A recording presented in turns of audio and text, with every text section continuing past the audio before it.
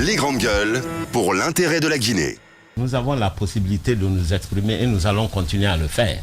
Chaque fois qu'il y aura de la violence, ça va nous encourager encore à nous exprimer. Oui, mais on a l'impression aujourd'hui que la seule stratégie qui est déroulée, c'est une sorte de guérilla, je dis entre guillemets quand même, mais de harcèlement, d'opération au coup de poing de harcèlement, notamment pendant les manifestations des pros en troisième mandat. On a l'impression qu'il n'y a pas une autre stratégie. Qui harcèle qui? D'où le sens de ma question. On a l'impression aujourd'hui que vos activistes, moi je ne sens rien. On a l'impression que vos activistes font des coups ponctuels lorsque on a vu du côté de Fria, on l'a vu à Kindia, on l'a vu à Debreka ici à justement Moussa, c'est quoi finalement? Parce que justement c'était ça le sens de ma question, parce que moi j'ai l'impression qu'ils sont plutôt dans la réaction, dans la communication visuelle. Voilà. Des jeunes, des femmes se regroupent pour faire des annonces, un collectif d'ONG se regroupe. On attend. Pour le moment, j'attends de voir parce qu'on ne voit pas d'action initiée, coordonnée par le FNDC sous le terrain. Je me répète encore une fois, écoutez très bien. Il y avait eu une première manifestation pro-troisième mandat à Kankan. Pendant cette manifestation, des jeunes ont dit non, nous ne sommes pas d'accord. C'était la fête des femmes. Voilà, nous ne sommes pas d'accord parce que vous piégez les gens. D'abord, vous ne faites jamais de fête pro-troisième mandat. Vous avez toujours des arguments, faites des femmes, faites de ceci, de la mare, etc. Et pendant la fête, vous sortez pour dire que tout le monde est d'accord sur le troisième mandat. Donc c'est de la tricherie. Et les jeunes ont dit non, nous ne sommes pas d'accord pour un troisième mandat. Le préfet, le maire, ils ont dit, écoutez, si vous n'êtes pas d'accord, ne perturbez pas ceux qui sont là. Faites votre propre manifestation. Voilà l'historique. Donc, pour faire ces manifestations qui étaient prévues le mardi, et à 7 h, des loubards se sont présentés avec les t-shirts du RPG Arc-en-Ciel. Encore une fois, il n'y a pas... Des loubards venus d'où? Qui les a emmenés, ces loubards-là? Justement, nous avons identifié des personnes contre lesquelles nous allons... Est-ce que vous avez déjà porté plainte? Oui, nous portons plainte aujourd'hui contre ces personnes-là. Qui sont ces personnes, docteur? Je ne les connais pas. Oui. C'est des vauriens, des vanipiers. Mais des plaintes sont déposées. Les plaintes sont déposées, sont en train d'être... Donc ni le gouverneur, ni le préfet de Kankan ne sont derrière cela. Moi, j'ai l'impression que l'opposition aujourd'hui est en train d'être ballottée au gré du programme de la gouvernance en place. Parce des pro-troisième mandat. Justement, des pro-troisième mandat. Parce qu'aujourd'hui, c'est la préoccupation principale, je pense, de l'opposition. On est en train de passer à côté de l'essentiel, notamment l'installation des conseils de quartier, des conseils régionaux. On ne parle plus des législatives. On a l'impression qu'on a sauté l'étape, on a brûlé des étapes, on est tombé sur ce que veut réellement. Ils font la promotion et les gens les suivent. Et j'ai l'impression que l'issue sera justement ce qu'ils veulent, le référendum. Est-ce que ce ne sont pas vos sentiments? En réalité, les élections les plus proches sont les élections législatives. C'est elles qui doivent être... La CENI commence sa retraite. La CENI commence sa retraite pour élaborer un calendrier des élections législatives. Je crois que, madame, on n'a pas oublié, l'opposition a mis les élections législatives au premier rang. Parce que c'est ce qui est constitutionnel, c'est ce qui est normal. Et nous avons une assemblée qui est périmée, une assemblée présidentielle, je dirais, des députés présidentiels au lieu des députés du peuple. Donc, quelles sont vos exigences pour aller à ces élections législatives? Parce que la CENI a déjà commencé les préparatifs. Sur quoi vous n'allez pas céder, en tout cas en vue de l'organisation de ces élections? La fameuse question des fictifs dans le fichier est posée. Notamment, on parle d'1,5 million de personnes enrôlées dont on ne retrouve pas les empreintes. Ce que je sais, c'est qu'il y a eu un audit, il y a eu des recommandations. Et je sais que ces recommandations sont en train d'être mises en œuvre afin d'aboutir à une élection libre et transparente. Libre et transparente à la Guinée. Personnellement, je ne crois pas beaucoup. Parce que j'ai vécu... Ces recommandations ont déjà commencé à être mises en œuvre. Parce que c'est vous qui le dites. J'ai vécu le traumatisme des élections, élections locales. À l'UFR, on ne parle pas le même temps. Je suis venu ici, je vous ai expliqué ce que j'ai vécu en direct, la fraude en direct à Kankan. Avec l'élément le plus important, l'interférence des administrateurs territoriaux. Ça, franchement, il faut qu'on arrête. Que les préfets, les sous-préfets s'occupent de leur travail et ne se mêlent plus d'élections. 2, que des directeurs véreux ou des ministres véreux s'occupent de leur travail, qui ne viennent pas là pour distribuer de l'argent volé aux gens et influencer les votes. Vous avez quel moyen pour empêcher cela? D'abord, tant qu'ils seront aux affaires, pour le moment, tant qu'ils seront à leur poste, ils continueront de le faire. Trop pessimiste. Moi, je sais une chose. Oui, mais c'est pas être pessimiste. C'est la réalité, c'est à cause docteur. des résultats faméliques pour le moment que l'FNDC engrange. C'est ce qui nous incite quand même à un peu, en tout cas, à moins d'enthousiasme. Absolument. Pour le moment. D'abord, vous savez très bien que le résultat est famélique. Attendez, vous savez que chaque fois que l'on veut faire des actions musclées, on nous dit toujours non, le président de la République n'a même pas exprimé encore ses intentions.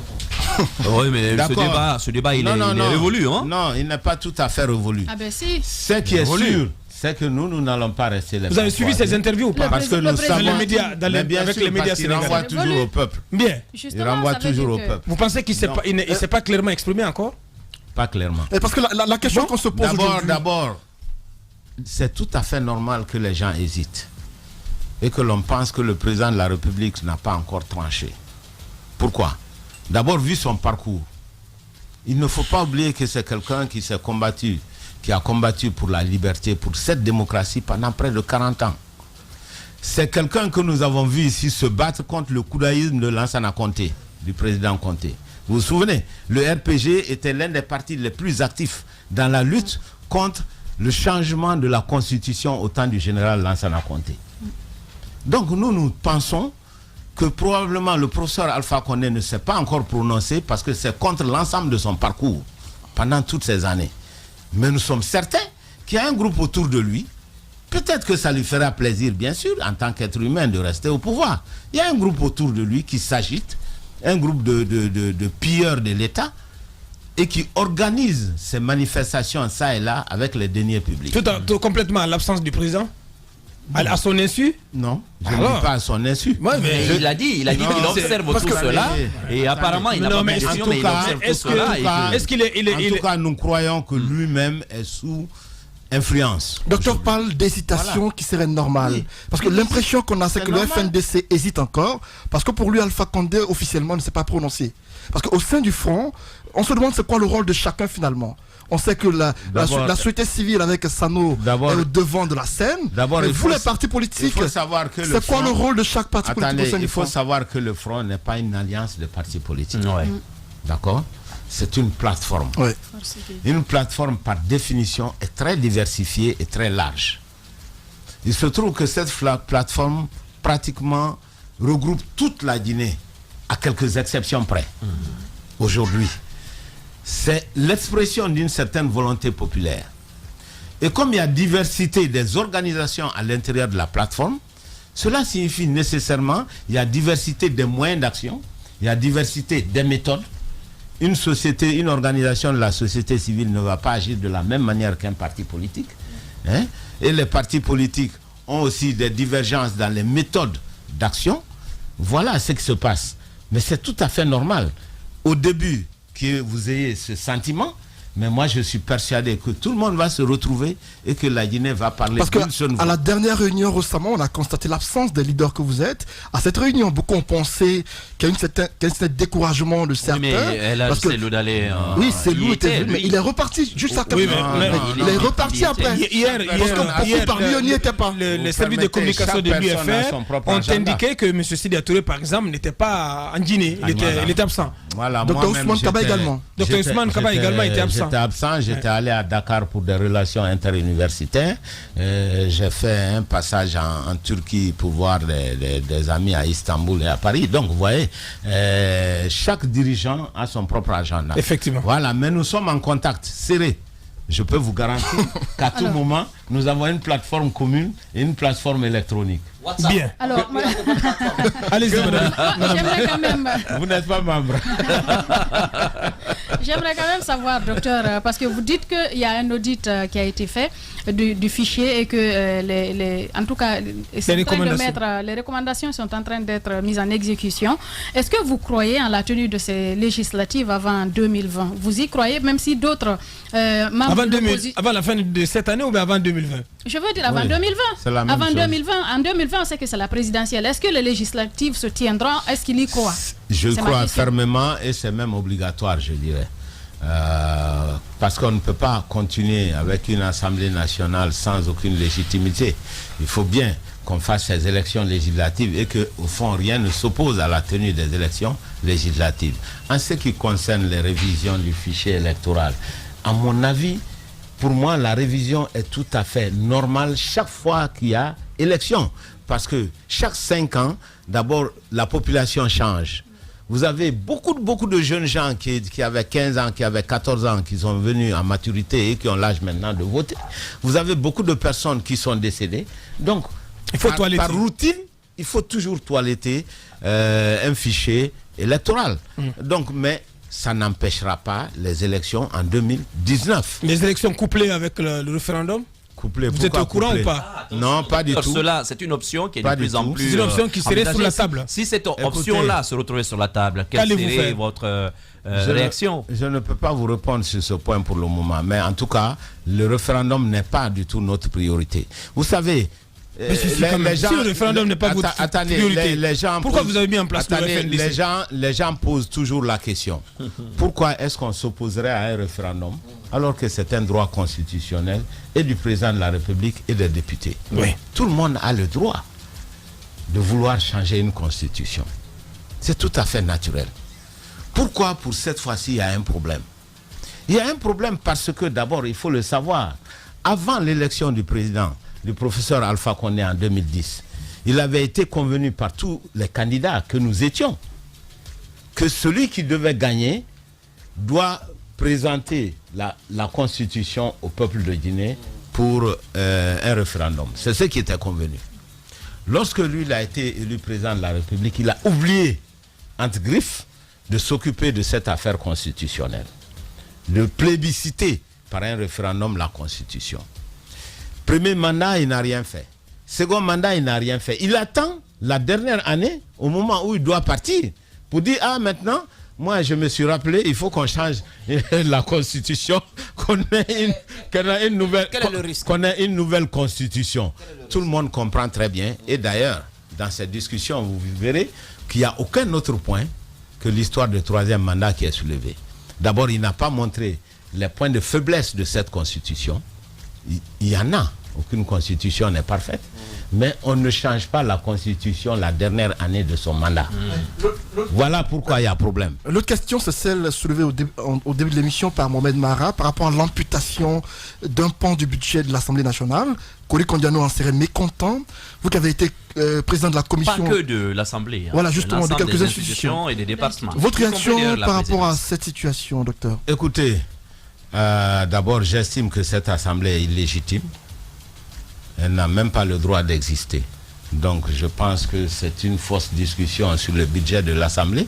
Et le gouvernement sait très bien que c'est une Assemblée illégitime. C'est pour cela qu'ils s'amusent à couper le budget de cette Assemblée.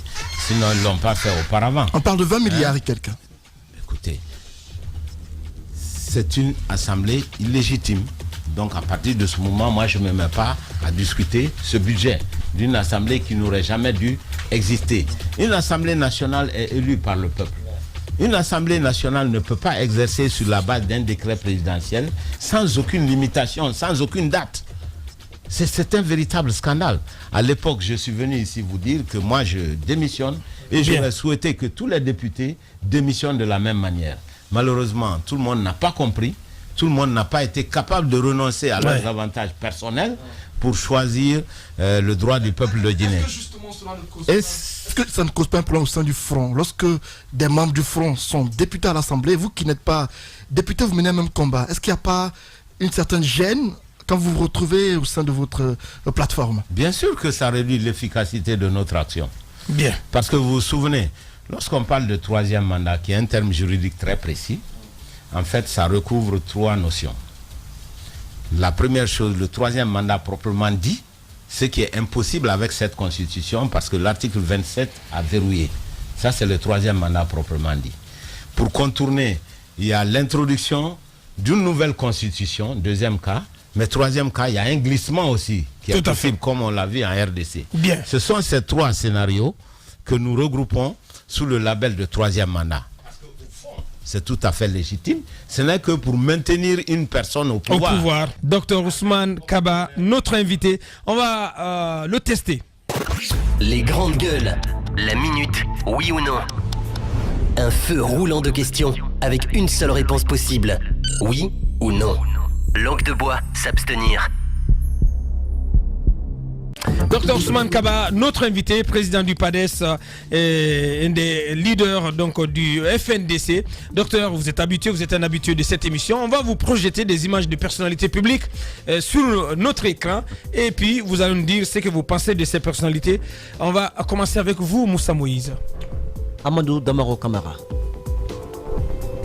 Grand activiste. Grand activiste. De quoi? De pouvoir. Baouri.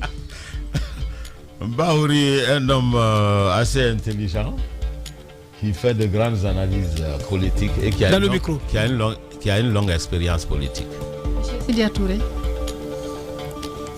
C'est l'ancien Premier ministre très compétent, quelqu'un qui essaie vraiment de se battre pour sortir la Guinée de sa léthargie. Talipi Dabo. Je ne connais pas. Tibou Kamara. Honnêtement, je ne connais pas. Ça, c'est des petits minables de gauche à droite. Je ne connais pas. Adjananto Shérif.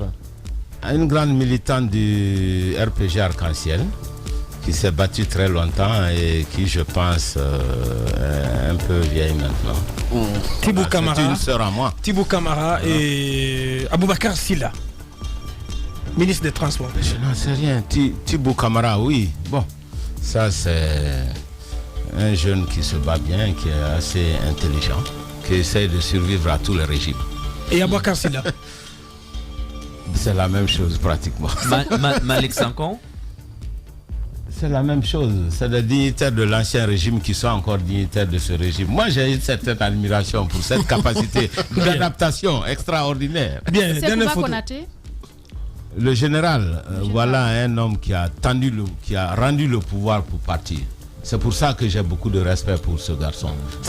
Tout le monde se bat pour avoir le pouvoir. Bien. Mais lorsque quelqu'un a le pouvoir et dit tenez le pouvoir, je m'en vais, c'est déjà extraordinaire. Bien. Ça mérite notre considération, notre respect. Bien. En 30 secondes, docteur, vous fixez cette caméra et vous vous adressez aux militants du PADES et à toute la Guinée.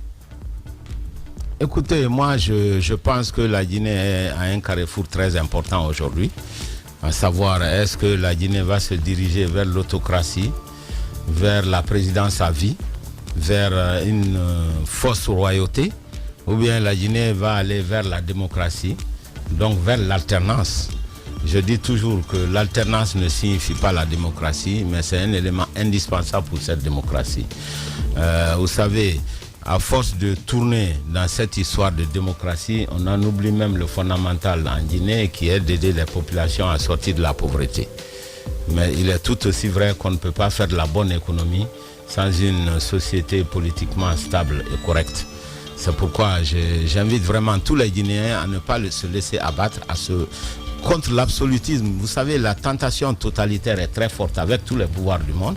C'est à nous les Guinéens de nous battre pour enraciner la démocratie chez nous et affaiblir cette tentation totalitaire, ce groupuscule d'hommes d'affaires qui ne cherchent qu'à s'enrichir et qui utilise même le professeur Alpha Condé, parfois même à son insu. Bien. Donc on ne peut pas qu'il arnaque tous les jours. Donc on ne peut pas laisser vivre cette pègre et oublier d'enraciner la démocratie dans notre pays. J'ai dit qu'en Guinée, nous avons besoin de démocratie pour la jeunesse. C'est pour ça que nous battons. Bien. Et ensuite, nous allons nous battre pour le développement économique de ce pays qui est en retard. Malgré tous les potentiels, il ne faut pas oublier, la Guinée se trouve encore classée parmi les pays les plus pauvres de la planète Terre. C'est inacceptable. Sortons une fois de cette situation. Docteur Ousmane Kaba.